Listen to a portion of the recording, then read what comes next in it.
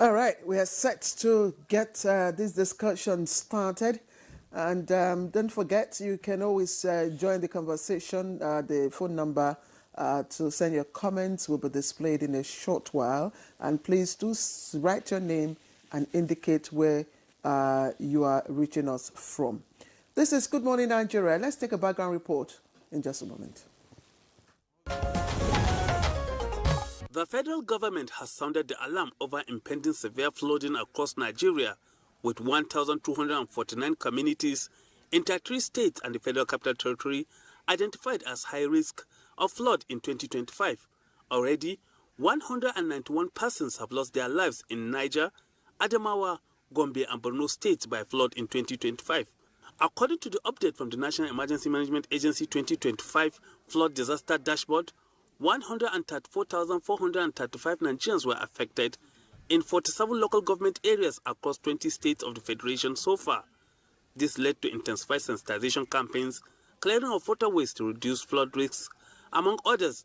In states with high flood risk, states' emergency management agencies are working with the National Emergency Management Agency, security agencies, Red Cross and others to boost disaster response with warning to flood-prone residents to relocate, as well as relief materials including food, medical, and building supplies being stockpiled to ensure swift rescue, evacuation, and response to victims. The 2024 floods are a traumatic reminder of the devastating nature of the flood, which resulted in over 300 fatalities, affecting more than 1.2 million people in 31 states, prompting the federal, states, and other stakeholders to work together to prevent a recurrence. How prepared are flood-prone states? What are the precautionary measures put in place by the state government? And what supportive role is the federal government playing to ensure minimal destruction? These and more are some of the questions guests on Good Morning Nigeria will find answers to on the program. Thank you, Ibrahim, for that detailed, background report. And already we have in the studio some of our guests that will be discussing the issue of flood alerts and state preparedness. And just here to discuss we have Stephen Jabo. Is the technical advisor to the Director General Hydrological Services Agency. Mr. Jabo, you're welcome to Good Morning Nigeria. Yeah, good morning, and it's a pleasure to be here this morning. All right. Also joining us this morning to discuss is the Director of Search and Rescue, Air Commodore Kenneth Oyong. Thank you very much. Good morning, Nigerians. It's a pleasure to be here once again. Well, I think you need to adjust your glasses. Go ahead with the introductions. All right, joining us from our Mina studio is Dr. Ibrahim Audu Hussein. He's the Director of Information and Special Duties, Niger State Emergency Management Agency. Mr. Hussein, you're welcome to Good Morning Nigeria. Good morning.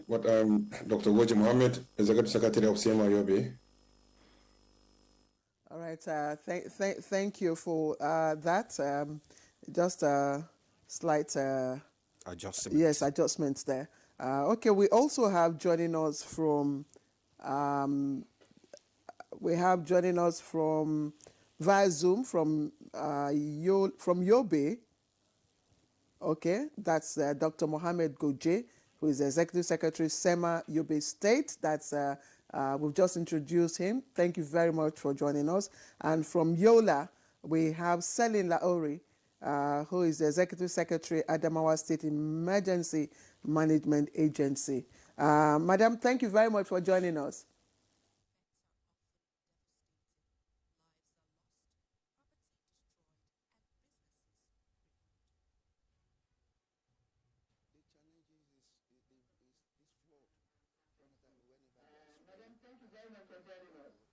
Thank you very much, and good morning, Nigeria.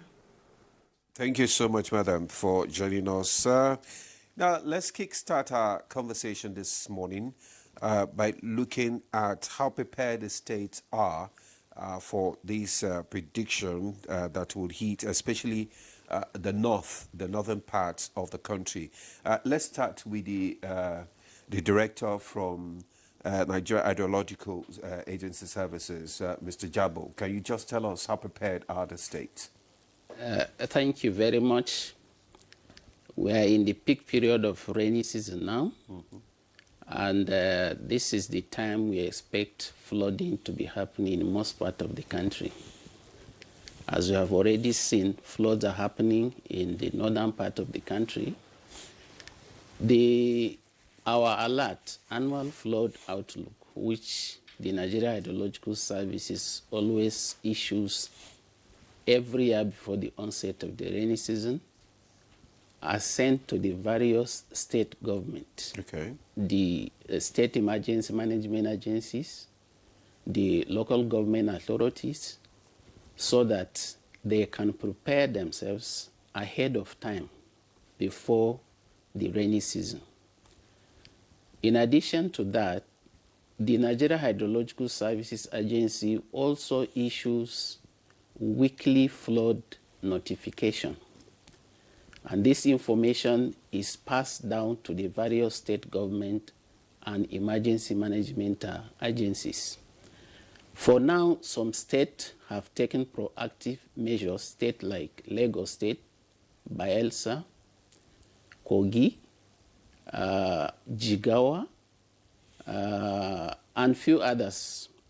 Well, unfortunately, the rest part of the states, they are just waiting for the flood to happen before they take reactive measures. And this is not good at all, because we all know the impact and consequences of flooding. As we have just seen from the clip that is just shown, we can see houses demolished, lives are lost, people are displaced, livelihoods are lost, and as well as damage to infrastructure like road, bridges, houses, and so on, as well as farmlands are washed, crops are lost, and all these things, they amount to colossal economic loss to the nation. Every year, we witness these things, year in, year out. Whereas, I'm of the view that we can minimize or reduce these consequences of flooding if proactive actions are taken, if people heed to the early warning directives that is given by our agency every year. Why do you think that they do not heed to the warnings? I mean, there must be a gap between, releasing early warning and communication. What have you found out? Because this is, like you said, I mean, we discuss this every year. Yes, like I said, people that are supposed to be responsible for taking the necessary actions, I don't know what they are doing. Like I said, people would rather prefer to wait until they are caught napping by flooding. And this is what we have been witnessing in most areas of the country, year in, year out. People like who? People like NEMA, state authorities, state government? No. Yes. You know, for instance, when we issue these warnings, those communities that will be affected are given, they are known. And when this flooding are expected to happen, they are known. For instance, we give the magnitude of this flood, the communities that are affected, the time it will occur. So, what we expect, for instance, is that the communities themselves, having been sensitized and given this information ahead of time, we expect them to be on high level of alert. High level of alert so that when there is need for them to be evacuated, they should be evacuated to higher ground. For instance, the communities should first of all assess their vulnerability level to flooding. For instance, those that are living within the low-lying areas, those living along the riverbanks, floodplains, and waterways, they know that they are vulnerable to flooding. And like I said, this is the peak period of flooding. And therefore, these communities should do the needful before even the floods happens, they should move Is it to the higher ground. communities now or the state governments? Precisely. Because they don't have access to your information. And Exactly. how do they respond when, they don't, they don't even understand, They don't your understand. language? I was going to say, you took it out of my mouth. So how do you expect Actually, them? apart from giving this information, NISA also embarks on sensitization campaign to these affected communities. We print flyers in their own language and give it and distribute it to them so that they should be on high level of alert, so that they don't need to wait for NEMA to come, because NEMA cannot be everywhere. For instance, take our prediction for this week. We predicted that over 832 communities in 198 local government areas in 31 states are expected to experience high-level flooding, very high level of flood. This week? Yes, this week. So what we expect, these communities, the state emergency management agencies, the NEMA, should be on high level of alert, because like I said, these people, they already know they are living or doing business in areas that are flood prone. And where flood doesn't give warning. And once you know that you are vulnerable, what we expect you is that move to safety. Move yourself to safety, because NEMA or SEMA cannot be everywhere. If, for instance, we said 832 communities are going to be affected by flooding this week, you know that those emergency management agencies like NEMA, state emergency management agencies, cannot be everywhere. So what we expect is that these communities, like I said, the state government is also expected to sensitize these people. It's not sorry, because I was going to ask. I'm not sure if NISA has moved, because I know you have your office in Niger State. No, you've moved. You see, we have 8 hydrological areas. Okay. In these 8 hydrological areas, NISA has a zonal office. Zonal office in these 8 hydrological areas. And they also embark on sensitizing these communities that are vulnerable within their area of coverage. That's why I was going to ask, because I know that Mokwa, yes, the communities within that Mokwa, since 2012, they have been. Yes, they have been hit. I'm just wondering if there has been a comprehensive and robust sensitization for the people in those areas. Like Demola asked, these are community people that can't even read.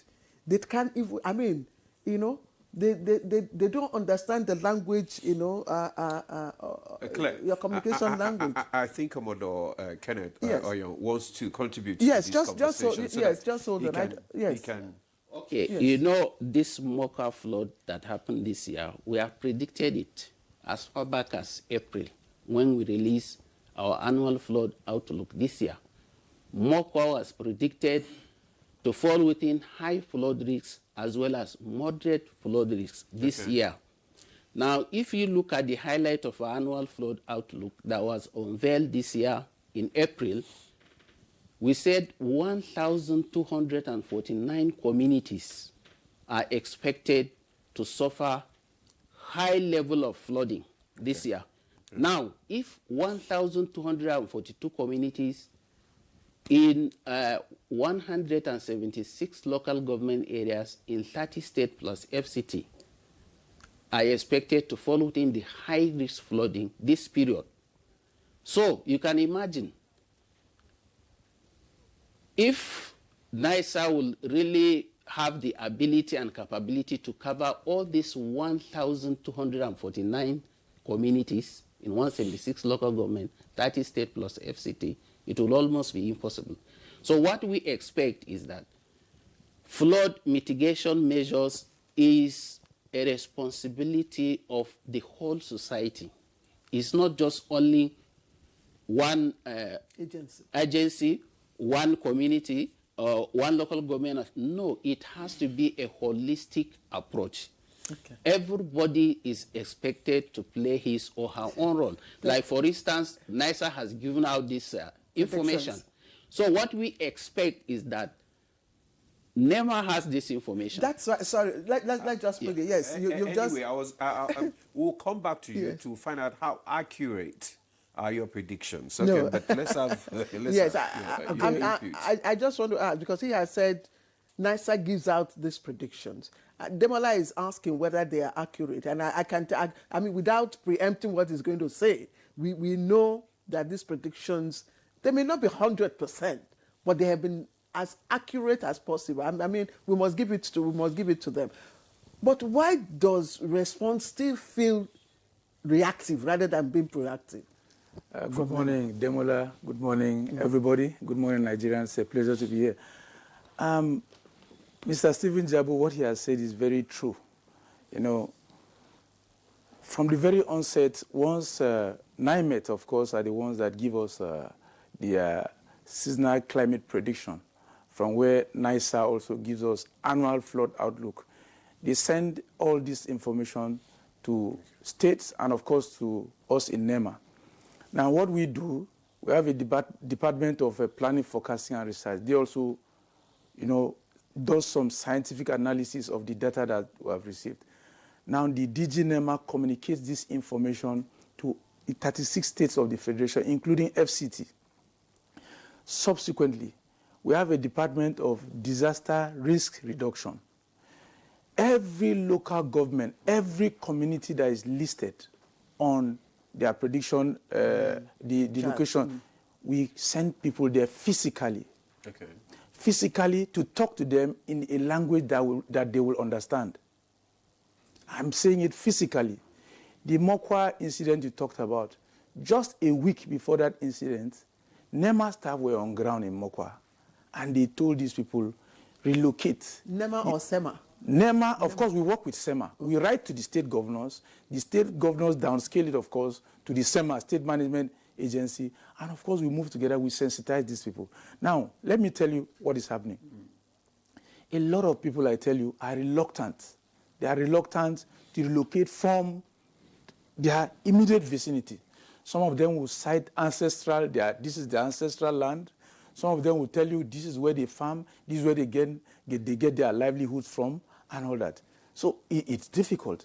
Now, who should stamp his feet and ensure that these people move from there? I think it should be the state government. But because they are responsible, they regulate the Land Use Act. But does it not also reflect the messaging context?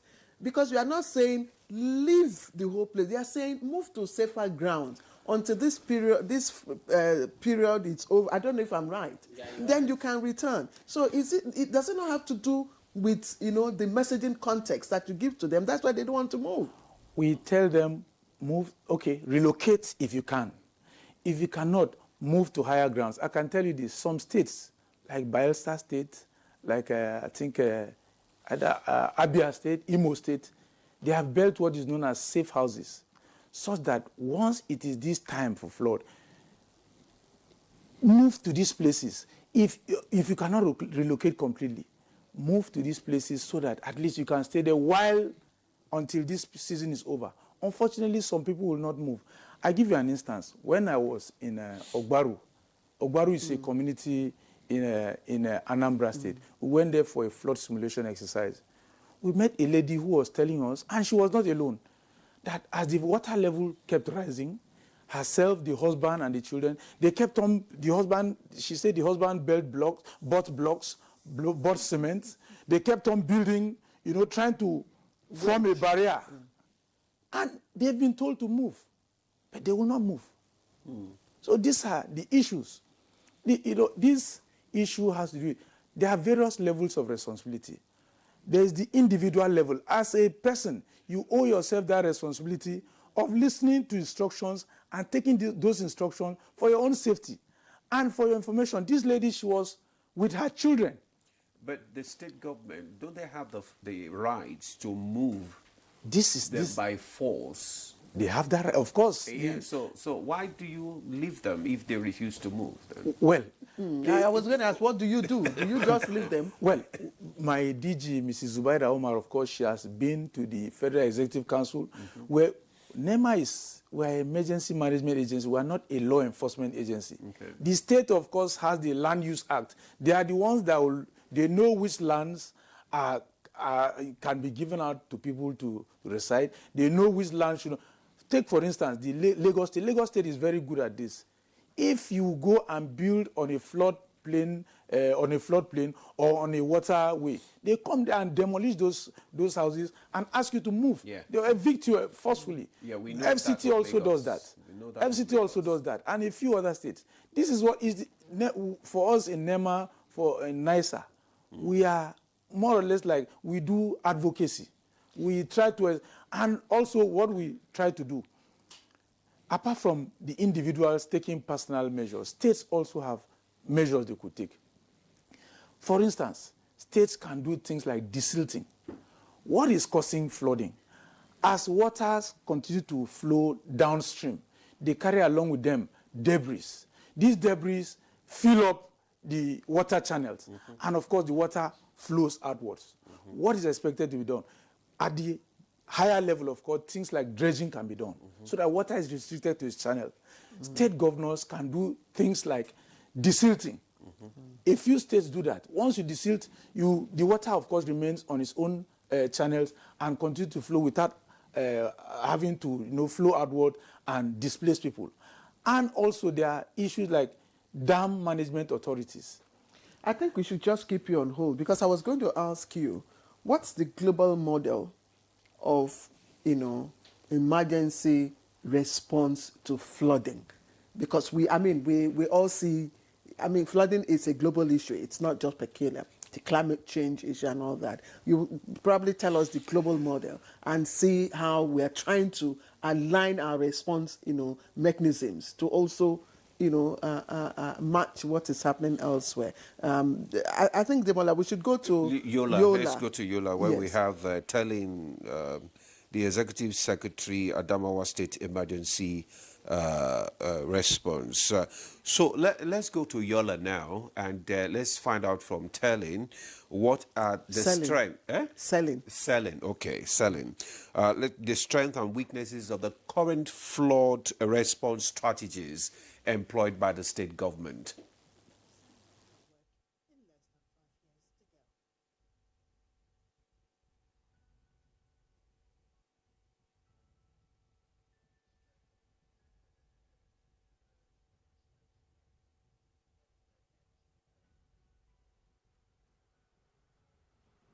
Okay, thank you very much for the question. In Adamawa State, we have a flood response plan on ground. We have also the contingency plan on ground. These are the traditional methods that are used. But right now we're working towards the anticipatory action model, where we intend to be fully prepared before the floods are even here. We will fully sensitize those that are living on the flood-prone areas, and then we will ensure that they move even before the floods are here through constant sensitization involving their community leaders, so that the level of destruction to life and properties will not be as much as when we used to wait for the floods to come before we now respond. So that is where Adamawa State is right now. Do you have resistance from some of these communities? Because just like Commodore has said here, and also and the state director, the federal director, that some of these communities resists, movement from these flood-prone areas. Do you have such cases in your state, and how do you, attend to them?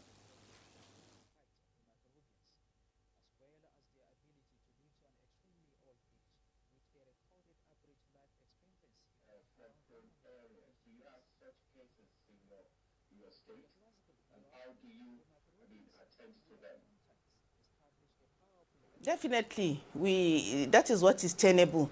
when we go in and sensitize them to move, that resistance is always there. They will bring up the complaints of that's their ancestral grounds. They've buried their ancestors there, so they cannot move. It is what is obtained everywhere in those communities.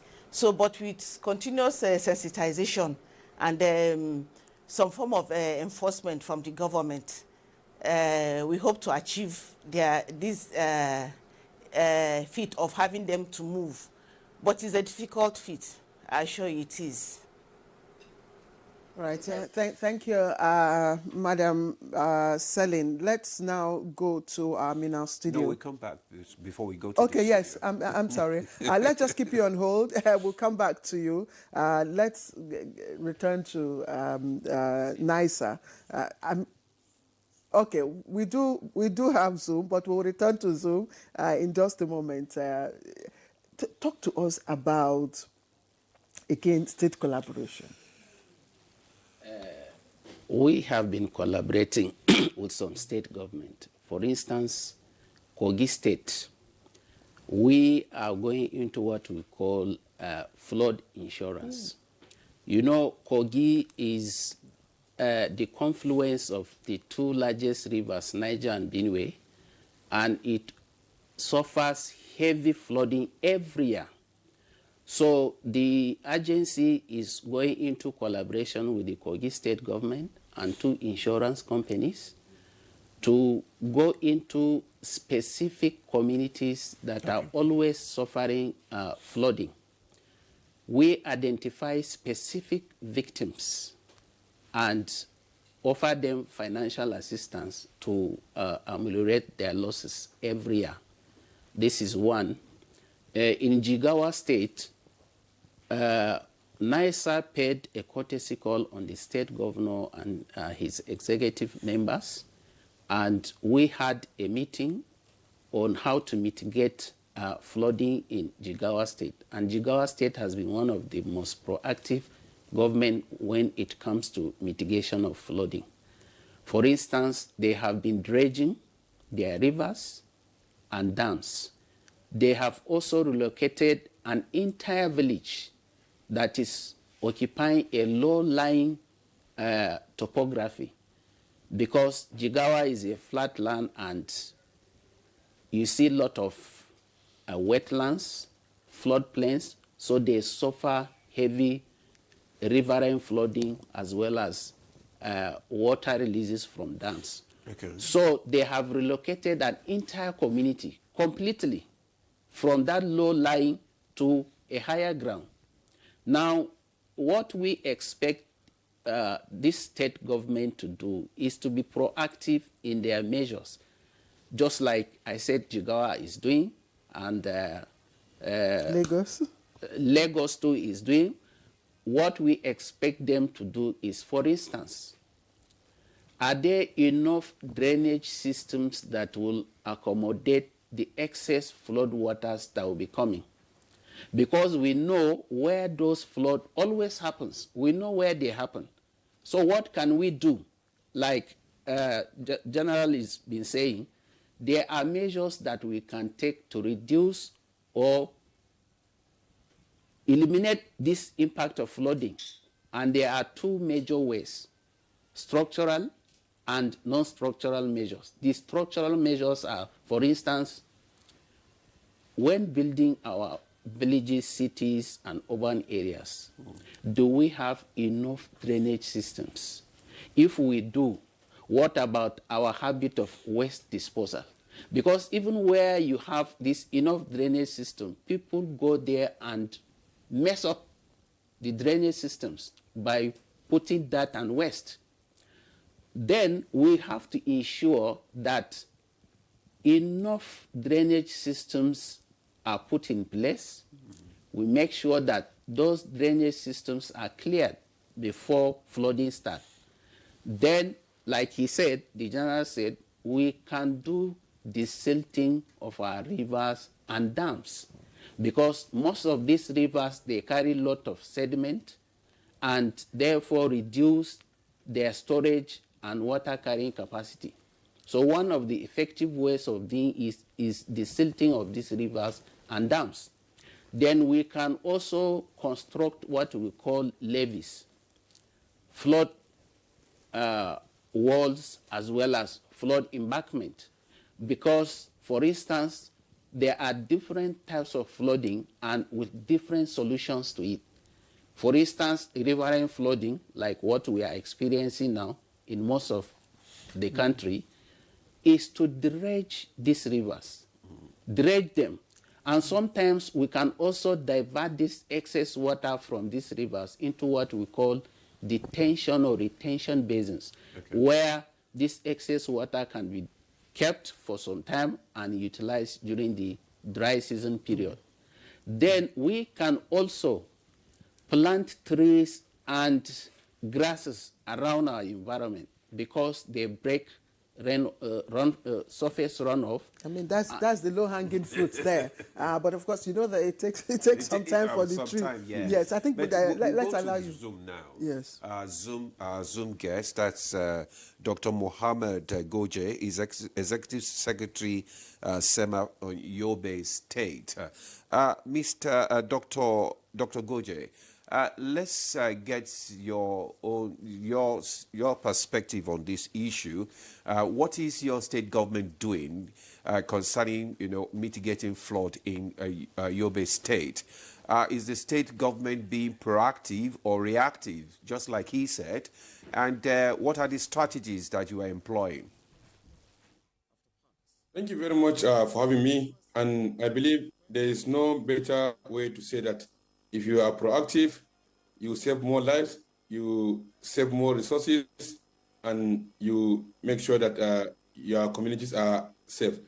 What we do in Yobe State is His Excellency, our governor, as early as February, when NIMED and NISA shared their communication, and I must comment that unlike previous years, 2025, there has been more improved communication through the sister agencies, NIMED, NISA, NEMA, including Federal Ministry of Environment, on flood risks and other challenges. So what we do at Yobe State is to prepare and ensure that there are mitigation measures. And how do we do that? Is to ensure that we disseminate these early warning signs to communities, we ensure that there's community sensitization, and most importantly, as much as you sensitize, there are people that will be resistant. And if there are no legislation to impose those resistance in those communities, then you must prepare in case of worst case scenario. We have an experience in 2024, 2023, where a community that has been devastated by flooding, we pick commodities, want to reach the community, but there is no access road. We have to go through Kano, Jigawa, and reach that community. So we become more informed now that we get a strategic locations, we build our warehouses, we restock our commodities in case of emergency. No matter how much you sensitize, you must also prepare to respond and do the recovery first. Another aspect that I want the key stakeholders to note is the stages of flooding passes through different stages. It can be the one that comes as a result of heavy rainwater, the one that comes as a result of overflow of dams, and at the end of the season where rivers like Hadija Jamari, Dadinkwa, other rivers that overflow, and when they discharge, they pass through Yobe State in routes to the Lake Chad or other rivers. So there has to be a strong communication even across the states within the region. It's not enough to disseminate findings from NIMED and NISA. They have done their part. But as state actors, we need to have a strong synergy to communicate when you are discharging your water, when the water is overflowing in your communities, so that we will make our communities informed and alert. And in terms of a pilot case, there was a community that we just received information last week. We went to the community because they were surrounded by heavy downfall water, and they were at high risk of being overflowed if another rain strikes. And His Excellency Governor Buni directed that we must move that community to a safer location. As I speak to you now, our team are making plans to move them to either primary school or secondary schools. These are 197 households. At the number of 5 persons per household, it's a big number.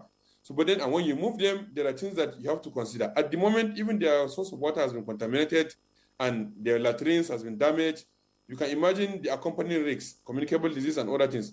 But most importantly, the most important aspect in terms of flood mitigation is synergy and communication and imposition of all those laws.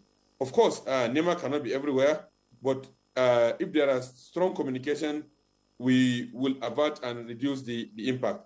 And other aspect is to ensure that we communicate with available resources, primary school institutions, primary healthcare centers. These are all parts that they are all assets that we use to mitigate the impact. So far, we have not recorded much mortalities, and there were incidences, communities where there were warnings, they didn't relocate, and the water came heavy and it has affected those communities. But still, as government, despite the risks and the warning you give to your communities, when it strikes, you must respond. And that's why you must prepare and reposition yourself. And it's a multi-sectoral approach that we always need to do to mitigate this. Jigawa, Borno, Yobe, Bauchi, all these in Northeast must come together. We have a platform, Northeast SEMAS, that we communicate to each other so that whenever we need information or support, we can easily dial. And of course, we have zonal office of our neighbors and other things. But most importantly is the commitment of the governor to provide the enablement and the resources to prepare, mitigate, or relocate communities. And when there are displacement, and we go to primary schools, we don't keep the people to stay longer than 48 hours. We either get resources to give them rent, to go and rent houses for at least 2 months when the water recedes, and we do the recovery phase. Because the more you keep people, we have an experience of IDPs during displacement, during conflict, the more you keep them, the more you create another cell of problems and challenges that will not overwhelm long after the water has receded. So that is the measure that we took at state level. Thank you.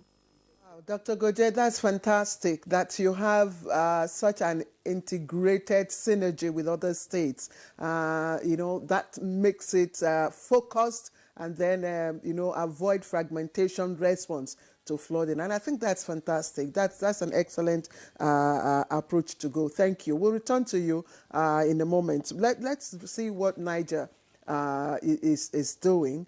We have the Director of Information, SEMA in Niger State, Ibrahim Aldo, Dr. Hussein. Dr. Hussein, 2012 experience in Mokwa, Lapai, and Paikoro, I can't forget it. We were sent, NTA crew went there, and honestly, it's a memory that has etched, it's a scene that has etched in my memory. And each year, we hear the same thing, especially in Mokwa. Mokwa has, a link. It's located very close to River Niger, and then other communities that are also near Jebel Lake. These are communities that have, experienced flooding year in, year out. I'm just wondering, at the moment, is there... Don't forget that this year, too, they have experienced a worse one. Precisely. 170 people dead. So I'm just wondering, is there a community now that you can point where you actually have, well-established response, habitation, where they can go? And do you even have a register of flood, those that are vulnerable to flood?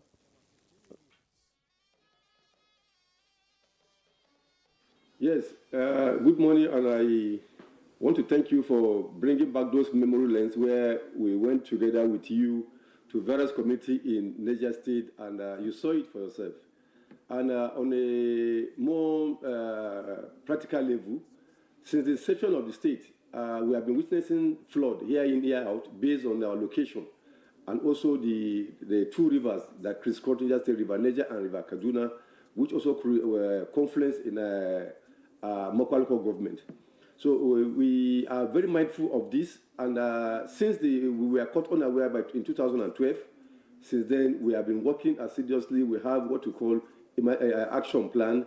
We have contingency planning for flooding, and every year by January we do assess fund from the government, because government has given the flood issue a very strong priority because of the fact that it knows that whether we like it or not, because of our location, we must witness flooding. That is why we have 4 dams in the state. And then about 13 local governments are either upstream or downstream of this dam. So whether we like it or not, we must experience flooding as a result of these waters that pass through the state. So we do have records of all the local government, the communities that are flooding year in year. We have their records. So we do not wait for NAMED prediction or NISA. What we do is that by January, we dust our files and we move out with our contact person, our desk officers, our volunteers.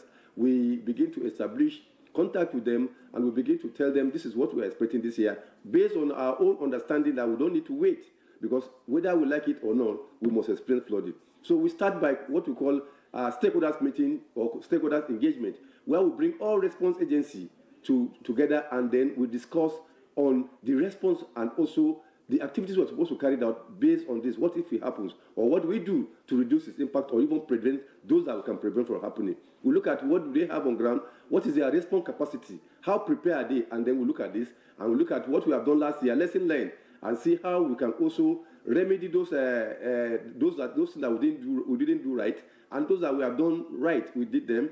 And then in collaboration, we have a NEMA operation office in Mina here, just like the director there has said, such an director, we work together very hand in hand. So we've been on top of the situation. Just that this Mokwa issue, because Mokwa issue was a flash flooding that resulted as a result of a blockage of a waterway by a railway embankment, and it broke the embankment and made away with all the people that were there. It was very, very unfortunate and unpredicted, because that is the nature of flash flooding, which is as a result of the intensity of rain that lasted for some hour. Rain that's supposed to fall for maybe 3-4 days, fall within 1 hour. So that is what happened. After the stakeholder engagement, we go around to see, to do what we call sensitization, and also stockpile for relief materials in case this happen. We identify several grounds, and then with this our partners, these MDAs, we identify them, and also make it known to this community that in case if it happens, or when the rains get to so stage, please move on to this upper lands. And we'll continue to talk on radio, television. This TV is also part of it. We have a program sponsorship with them. We have a news sponsorship with them, so that and we also have a advertisement on radios and television, papers, flyers. As I talk to you now, we are moving around the state to do what we call flood monitoring and assessment, so that we come back and look at all this, what we find in the field, and begin to prepare for the next stage. And as I tell you, the government, through our farmer governor, is a person that has passion for farming.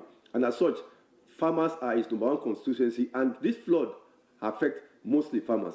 So his project is and developmental policy is modeled around farming activities. That is why we have Niger Foods and also have New Niger Project. The New Niger Project was earmarked to address the flash flooding we have in the state, where we have road reconstructions, drainage expansion, and what. So these things is taking place in all the satellite cities of the state.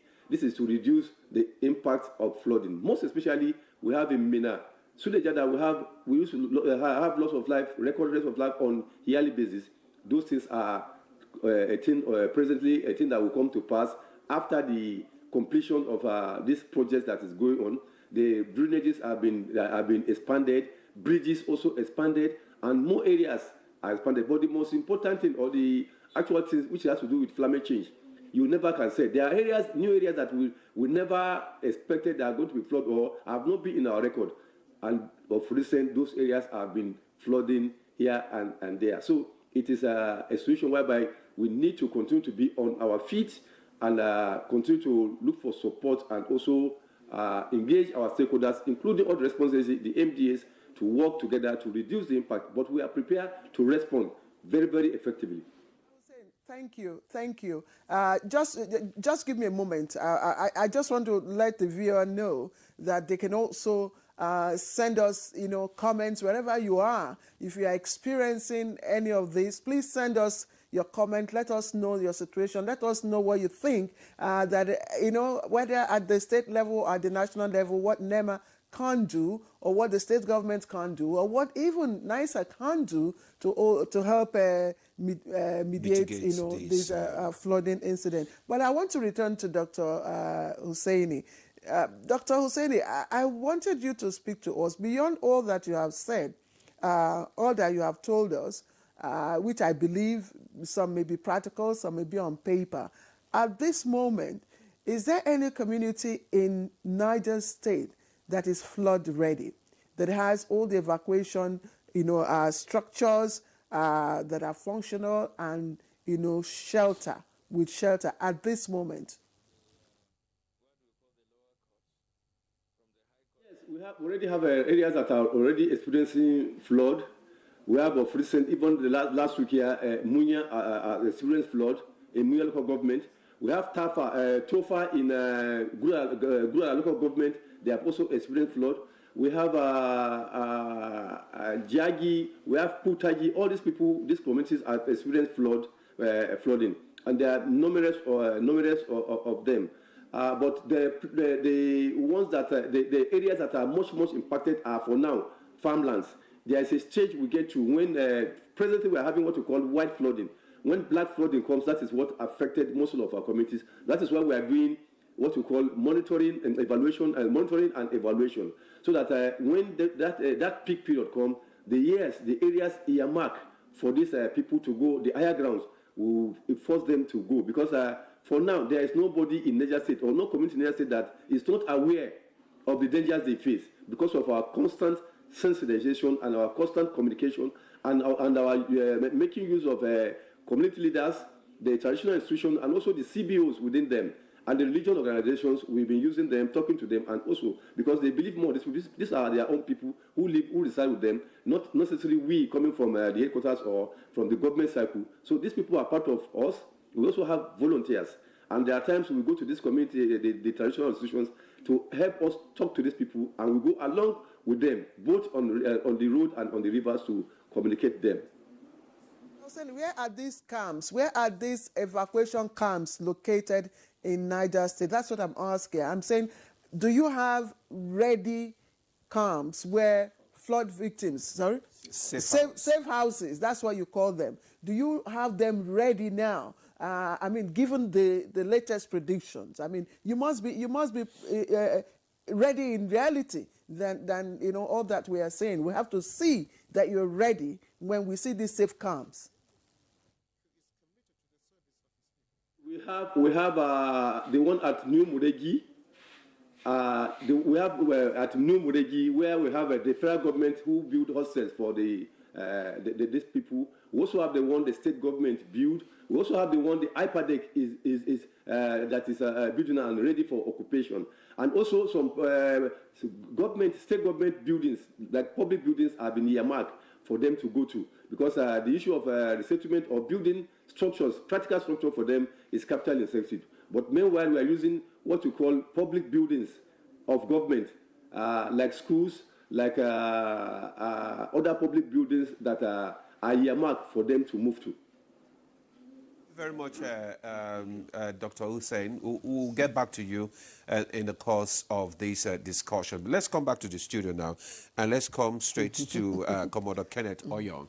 We're looking at the issue of rescue now and response, because that has also been a major challenge in this season. What do you think communities can do, especially when it comes to issue of supporting response and recovery of victims? Thank you very much once again, Demola. So what we do in NEMA after the sensitization by disaster risk reduction, so we conduct what is known as a full-scale simulation exercise. Okay. By this we mean that my own department of search and rescue, we identify these communities that are prone to flood, communities that that we know have been identified or they are notorious for flood. We started with Ogbaru local government in Anambra State. From there, we conducted another simulation exercise in Wudil local government in Kano State. Then from there, we proceeded to Duku, a suburb in Kebbi State, after which presently we are planning to go to Ahoda West local government area in River State. So what are we planning to achieve? We want to ensure that as much as possible we reach these communities and interact with them. Because what we found out is that most states, like my DG will always say, the reaction should be from bottom up. Once disaster strikes, the closest person to you is in a better position to assist you than a federal agency. So what we do is we go to these communities, we identify who are what do you have an early warning team? Okay. Do you have an early warning community? Do you have people who monitor water levels in your community? If you don't have, we help them to set it up. We want to know also what are your protocols, what are your procedures, what are your processes? Who do you talk to once you observe that the water levels are rising? Who are your local divers? Who are your canoe owners? Do you have their contacts? In most cases, we find out that they don't have. And in all other cases, we also find out that the state emergency management agencies are not equipped to handle the situation. They don't have things as simple as life jackets. For instance, when we were in Duku, in Kebbi State, we found out that the state emergency management agency, they don't have things as simple as life jackets. They don't have boats to evacuate people. So, like I stated, the simulation exercise is such that we try to tell the people, okay, once this flood comes in, the response starts from you. So if you are overwhelmed by the flood, then the state management agency can come in, SEMAs. How will they come in, of course, when they don't have things like boats, they don't have things like life jackets, they don't have ambulances to evacuate people, they don't have some state emergency management agencies, even lack vehicles. How do you evacuate people? So what we do when we go to these communities, we bring the community leaders together. Okay. We bring the local emergency management committees together. We tell them this is what you should do. You must have youths who monitor water level, we identify areas where you can go and monitor the water levels. Once water exceeds this level, you have to sound the alarm system. You have to bring in the canoe owners. You have to bring in the local divers. You have to go around the communities and start evacuating people. After evacuating them, where do you take them to? We assist them to identify high grounds where you can take these people to. When you take these people there, what do you do? We also assist them, telling them how to set up a standard camp according to UN standards. We also bring in all stakeholders that should participate in a flood response. Fire service, Red Cross, we bring in road safety, we bring in Nigerian police, we bring in all these sets of people. We try to establish, that link, the missing link, because we find out that in most cases, there's a missing link. Once water starts rising, the locals, they don't know who to talk to. So we try to put all these things together so that they can respond effectively. The state can come before the federal government. Are you working with the state of course. agency? Of course, we work with the state emergency management agencies, and what we try to do, we try to, of course, involve contiguous states. For instance, when we were in Anambra State, we brought in the state emergency management agency authorities from Imo State, from Abia State, all of them, so that because once the flood starts from one state, you can be rest assured that to move to the next state. Right. Let me ask you. Yes. I know SEMA is within the state. I mean, under the jurisdiction of state executives, but you're also coordinating them as from the national. And we know that these states, most of them do not have the financial capacity, or probably have not shown enough enough zeal, to do the needful. But I would love to see a situation where NEMA's, helicopter is moving over Mokwa, for instance, or any of those states, and, coming in to even evacuate. I mean, NEMA has funds. You have funds budgeted. Do you have specific funds budgeted for flood disaster? Thank you very much for that question. You would have heard over the news that recently the federal government disbursed some funds known as ecological funds to every state. So when you say states do not have funds, I will not totally agree with that. Yeah. States are funded to ensure that they respond to emergencies. Now, let me go to the act that established NEMA. The act, NEMA Act number 12, amended by Act number 50 of 1999, states that there shall be a National Emergency Management Agency responsible for management of emergencies within Nigeria, formulation of policies, also working with stakeholders meaning variously the armed forces of Nigeria, the Nigerian Army, the Nigerian Navy, and the Nigerian Air Force. So when you talk of having equipment like aircraft, NEMA, we have what is known as stakeholder like the Nigerian Armed Forces. We call them disaster response units. For instance, when the Mokwa flood incident happened, we had to call on one of the first responders was the 99 Air Weapons School in Kainji. They gave us their aircraft, which flew overhead the flood area to direct, ground response forces to where they needed to respond to. So, also in the same NEMA Act, the same Act states that there shall be a state emergency management agency in every state of the federation. For local government, there shall be local emergency management committees managed by the states. I mean, once disaster strikes, let me just say this. If in this studio, a disaster strikes now, it won't. Fine, you don't want it to strike.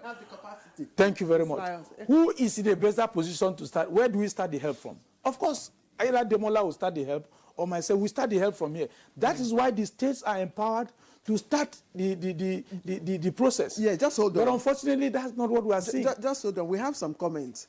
You have some comments. And I would really love to get comments from those living in Kogi, from Niger, Yobe, Imo, especially Lagos, Bayelsa. If you are living in all of these places, this discussion is for you.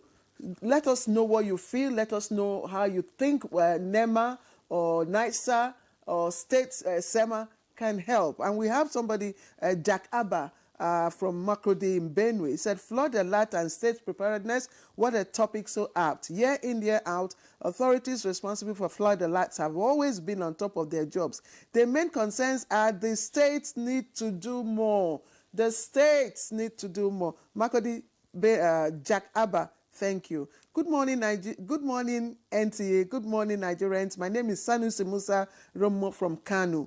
I'm watching your programs, and so far it's been educative. Keep it up. Thank you. Thank you, Musa. I am Mengwa Chukwemeka. Flooding is of advantage to Nigerians. And my take is people should leave flood. Sorry, I'm sure you meant is of a disadvantage, not advantage. Disadvantage.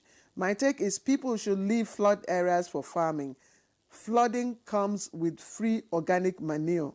Oh, that replenish our land for farming. So he's actually, he's bringing out, yeah, but he's bringing out the advantage, the positive side of farming. These are the reasons why people do not want to leave those places. They don't want to leave because those areas, for instance, somebody cultivates corn or rice, and then flood comes in. They are reluctant to leave their crops. Let me even tell you this. In some instances where we have responded, there has been a flood, we have responded, we have evacuated, we have used the Navy boats to evacuate people to higher ground. Do you know what we found out? People will go and use local canoes and go back to these places just to go and continue to try to protect their crops. Okay. So how can we circumvent this? How can we deal with that? What we propose is this. When I was in Ogbaru, what we propose is this. Because we asked, why do you go back even after you have been rescued? And they will tell us that they have to go back and protect their crops, protect their properties. So what we did was, we told the local authorities, the Governor General, we said, okay, set up a task force or a security committee on boats, so that even while the waters are still high, that task force can be around the community to ensure that nobody breaks into anybody's house to steal their property, or nobody goes to somebody's farm to harvest their crops. Because we found out that this is the main reason why they don't want to leave. They want to stay back and protect. Okay, there's one more message from Ken Depo. I want to contribute to what he has said. Yes. You see, the floodplains they are centers of agricultural productivity. Flooding has an advantage. These flood waters, when rivers overflow their banks and flow into the floodplains, they deposit soil that are rich in nutrients. So you find out that many crops are being planted, farmed by farmers in these floodplains. So, because they look at it as their source of livelihood, they don't want to leave the floodplains. Now the issue But is they this. endanger their lives as well. They do, but they are also looking at their means of livelihood. But then when life is lost, you don't think of livelihood. So the best approach is still let there be flood camps. Flood camps when during period like this, these people will have to be evacuated and kept in flood camps. But you heard Ed Commodore. He says even when they are evacuated, that they find a way to get back to that same spot. To protect So their what they have done is to set up tax force. Yes, we encourage the local community tax force to be around the community to ensure that nobody goes to anybody's farm, because you can't predict. But is that been done? Well, we have to go back. We have to go follow-ups. back. Nema, you're not following up. All right. Okay. You're not following up. Okay. We'll take a break now. When we come back, we'll take more questions. I have one more question. The conversation will continue, and we'll read out all the questions and the comments as well. Stay with us. All right, welcome back. We're having a conversation on flood alert, state response, and it's been quite engaging. And just before we went on break, the guests were responding to questions, and I have one more question before we go to Yola. This one is from Kende Paul. He says, I once lived in Suleja, and we thank God for the mitigation of the annual flood there. However, other parts in Niger State experienced flooding. From my experience, due to poor disposal of waste and unstructured construction, this has to be corrected. And I agree with you, Paul, because we saw a bit of that when we went there. Construction sites and all that. Demola, you have some more questions? Yeah, I don't have questions here. The questions have been deleted. But let's go to Yola now, where we have Selin, who is the Executive Secretary at Adamawa State. We're looking at the issue of funding mechanism now, and to support, flood mitigation and response efforts in the states. And we talked about, the Commodore talked about this ecological fund. What exactly is the state? How are they, utilizing the ecological fund?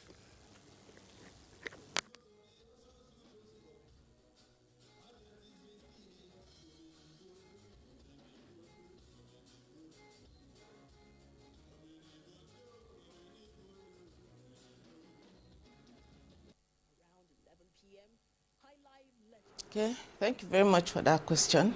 The state government, through SEMA, we have budgets in areas that we may need interventions. So anytime there's a need for funding, we write to the state government and they release fund. Take an example of the devastating flood that happened in Yola South on the 27th of July. The government came in very strong, and after the evacuation and a response, we were able to send those that were affected to a camp where the government catered for them for 3 to 4 days. And before leaving, they were given some relief items and then also cash gifts for which to go back with. And then when they went back to the community, the government also organized for food and non-food items to be given to them in their various homes. And there are also plans to, for those whose homes have been destroyed, they will be given some funds with which to take care of their surroundings. And also the dead will also be given some money. All this will be coming from the funds. And then the government is also planning, they've marked homes, because we found out that there are people that built homes along the waterways, which is causing, most of the time causes this flood. So there are plans to demolish all homes that have been built along the waterways. These homes have been compensated even before now.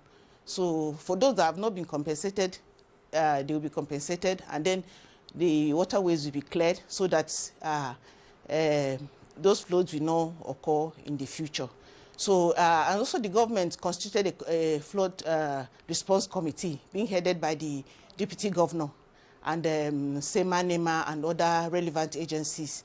So it gave 500 million to that committee, and also with donations from the wife of the president and also other well-meaning individuals. So those are part of the funds that we will now use to at least give some support to those whose homes have been affected. So whenever there's a flood issue, the government comes in and gives some form of relief to those that are affected. Madam Selin, one of the issues that were raised here is the fear of some of the victims going back to their farmland or to their, place of residence to protect their properties. And we had also already discussed here the issue of insurance. I mean, state government insuring, residents or communities in such flood-prone areas. Do you have a case of the state government, your state government? Is there any issue, or are you planning to insure, people in those areas against flood?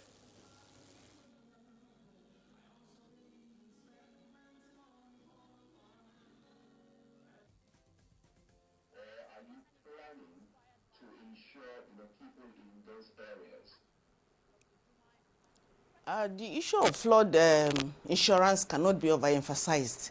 And we are all seeing how it's going to play a big role in affecting the lives of our people. So we are at the stage of planning. We are planning to advise the government on the adoption of the issue of insurance. It's going to go a long way in alleviating the sufferings of those that will eventually be affected by flooding. And then it will place less burden on the government.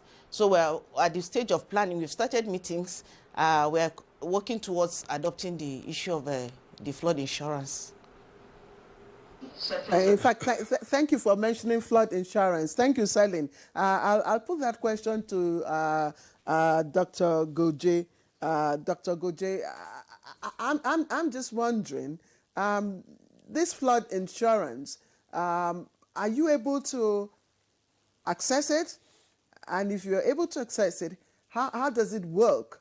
That's one. And I'm also wondering what could be the major, challenge affecting SEMA's ability for proactive response to emergencies. Thank you very much. Let me start from the second one. I think for SEMA to be proactively responding, I will give a case study of how we do our own. You don't need any soothsayer to tell you the calendar year when water will start falling and when the rainfall will cease. And once you have your work plan, what we do is to have a work plan for the year. And once the governor approves the work plan, that means the budget has been approved to be accessed. And as simple as life jacket, there is no local government area that you will go that our LEMC does not have life jacket, because these are very basic equipment that you need to respond. Another thing is to look inward and outside and within the nearest possible access, how we can mobilize funding. We have Northeast Development Commission in our vicinity, and whenever we prioritize our needs, because as much as they want to help us, they have to key into our priorities. And the priority is, let us be preventive, let us take precautionary measures to mitigate. We don't want you to bring food. Instead of bringing bags of rice, give us empty bags. We will use it, food stand, and do embankments in communities so that to prevent the water from affecting the community before we bring them rice and give them. And this applies across our other partners, the UN organization. If you want to do sensitization, don't do it in the state capital. Go to community A. These are messages, pass the messages to them. So if you have your work plan and your work plan is approved by the governor and is part of your budget, then the funding is available. When you come to insurance, the challenge with insurance and especially in the states at the state level, is most of those at the high risk communities, the land access and the land usage, most of them are not even legally certified. And no insurance company will agree. We have initiated something like this through the World Bank, one of the World Bank projects, but then no insurance company will agree to insure a particular household that has no full documentation. So at the moment, what we emphasize is how we save lives, and the best way to save life is do sensitization, evacuate people, and have a backup of where you put them, and have the basic things, mosquito nets, blankets, so that when you concentrate in one place, there won't be spread of disease. But then going into the future, we are looking at all these opportunities, especially in urban areas, to pilot the insurance of people, so that whenever it will be, the burden will be less. If you see the insurance policy of flooding, it's even an advantage to the government. But of course, the process is something that takes time to institutionalize and make it workable. But I think the best way to do is to have a work plan. I know rain will start, NAMI will release information in February, March. I know rain will start falling in May, June. I know it will peak in July, August. I know rivers will overflow in October, November, September. So these are things that will guide you to make your informed decisions and get your resources on ground. But of course, no matter how you do, you must also pre-position those food baskets that you think they are for emergency purpose in the event that it strikes. And disasters at times come with magnitude that you cannot imagine. So whether there is prediction or there is no prediction, disaster will always strike. And that's why there are emergency agencies, that's why there is NIMED, and that's why there are information managers to together mitigate and reduce the impact. Right. Okay. Thank you, Dr. Goje. You know, we have some question. I was just checking to confirm his statement about life jackets. I was just trying to confirm if when was the last boat mishap, and well, what I have, I'm not sure. He may confirm that the last time was 2022. You know, that was the last time Yobe State recorded Yobe State, okay. Tragic. Yobe State. Yes, Yobe State. There was a boat mishap in Sokoto State just 3 days ago on the 17th. Yes. Okay. Yeah. All right. So let's just take this response. This one is from Yusuf Abdul from Zaria. It says, response to flooding can be energized by social media to enhance collaborative coordination to share critical information and resources in the area of community engagement, real-time updates, simulation exercises, and predictive analysis. It becomes more effective, efficient, and coordinated. Maybe the director of NISA will respond to that. Thanks, NTA, for this enlightenment program. I believe the issue of flooding is a responsibility of all, but I believe state governments should be more proactive. That one is from Mahmoud. Mahmoud is from Ilori. This one says, good morning, my name is Ibrahim Salihu from Niger State, a media practitioner. Despite the efforts of government, people are still stubborn, and government needs to execute force for compliance. Okay, I have some. Are you done? Okay, I have, yes. Yes, I have some. They should respond to that, then we'll now read yours. Because we don't have time. We don't lump everything together. Yeah, I quite agree with this person's view. Yeah. Because flood mitigation is a responsibility of the whole society. Yeah. Like I said, there are institutions that are there to predict this flood. And when these informations are given out, we also expect relevant emergency management authorities to do their own. We expect the local government authorities to do their own. Also, non-governmental organizations and civil society organizations, they also play their part. We also expect the private sector to also do their part, because flooding is not a responsibility that will be assigned to only one agency, one local government, one state emergency management. No, it is a whole society approach. When we have this collective action by everybody, NISA, NEMA, NIMED doing their own part, state emergency management doing their own part, local government authorities, even the communities themselves. What are their own responsibility? Their own responsibility is that there are communities that suffer perennial flooding, year in, year out. So they have this knowledge, and they know the time this flooding is happening. So why not keep yourself out of danger by, first of all, evacuating yourself to safety before flood strikes? And you cannot expect, okay, we'll wait until NEMA comes or SEMA comes, or no. People have to be responsible to their environment and to their life and move to safety. Be safety conscious. Okay. That's why I say people have to, first of all, evaluate their vulnerability to flooding. Okay. If you know you are vulnerable to flooding, then do the needful.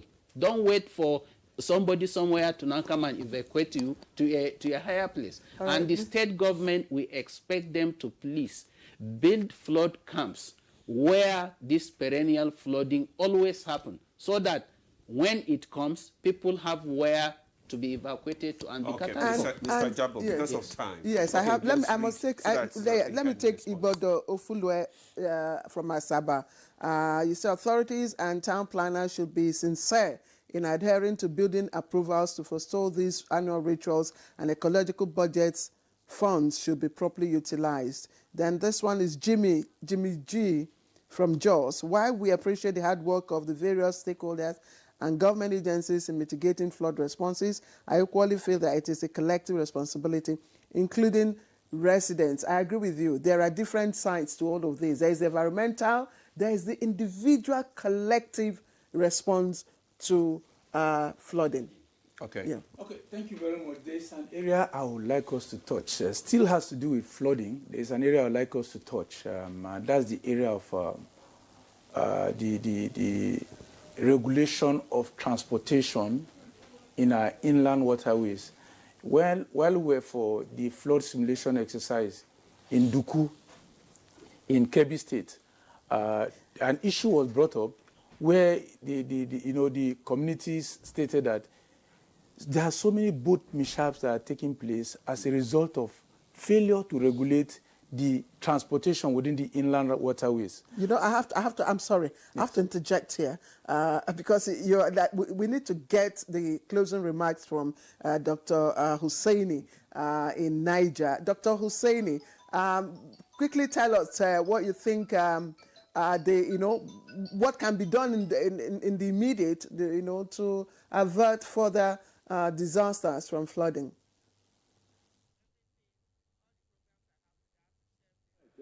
We need to be on top of our games by doing what we call flood monitoring and assessment.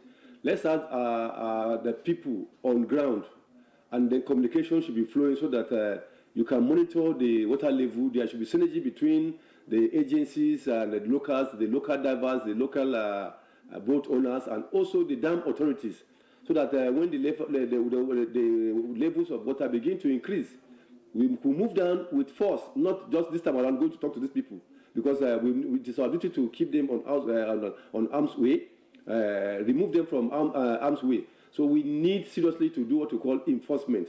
And by enforcement, mean this is the stage where the other water we are expecting, that is the black flood, is coming. So we need to be very close to these people, be with them, and then have our eye with them there, so that we could move them up by force. Because what we need now, people are aware, they know what they are very, very much aware of this flood coming, but because of the fact that they felt it is something that is very usual and they are used to it, they can just move aside, or maybe lost from certain things, or they are used to it, and because of just what some person has said there, the rich alluvial deposit that comes along with this flooding is what attracts them. Because after the flooding, there is going to be bumper harvest of fish and also rice because of this rich alluvial deposit. So I insist, or I suggest that we should be up and doing by constantly monitoring and be with them, and then do what we call forceful evacuation. Okay, constant monitoring and forceful evacuation. Okay, let's have your parting shot. 60 seconds. So what I wanted to let viewers know, we need to get authorities to regulate transportation in our inland waterways. Okay. This was part of what came out It's part of the very strong issues that came out during our flood simulation exercise in Duku. We found out that, in fact, just 3 days ago on the 17th precise, there was a boat mishap in Sokoto State, in an area known as Goronyo. 50 people were in that boat. As we speak, 25 were rescued. 22 are still missing, while only 3 bodies have been recovered. What did we find out? We found out that there is almost no regulations. The boats are overloaded with beyond their carrying capacities. Nobody is ensuring the serviceability or the structural integrity of the boat. Nobody is ensuring, policing. Nobody is ensuring that even the boat operators are licensed to operate those boats. Nobody is ensuring that the boat operators, even whether they get weather reports. Because what happened in Sokoto was that as the boat was going, the weather changed. All right. And the water level became turbulent. And that's how the boat capsized. So I want to call the NIWA, the National Inland Waterways, please. They need to do a lot in that respect so that they stop losing life. Thank you very much. Air Commodore Kenneth Oyong, thank you. Air Commodore Kenneth Oyong, of course, is the NEMA Director of Search and Rescue. Thank you very much for your contribution. Let me also thank Mr. Stephen Jabo, who is the Technical Advisor to the Director General of Hydrological Services Agency. Thank you. From our MENA studio is Dr. Ibrahim Aldo Hussein, Director, Information and Special Duties, Niger State Emergency Management Agency. We appreciate you. And we also have Yola, our guest joining us via Zoom from Yobe State. That's Dr. Mohamed Goje, Executive Secretary, SEMA. Thank you very much, sir, for your contribution. Finally, from Selin Lauri, Executive Secretary, Adamawa State Emergency Management Agency. We thank all of you, and to all of you who also sent in your comments, we thank you. Tomorrow is another day. We hope to read more from you. I am Claire Adelabu Abdurrazak. And I'm Ademola Adeoye. You do have a lovely day.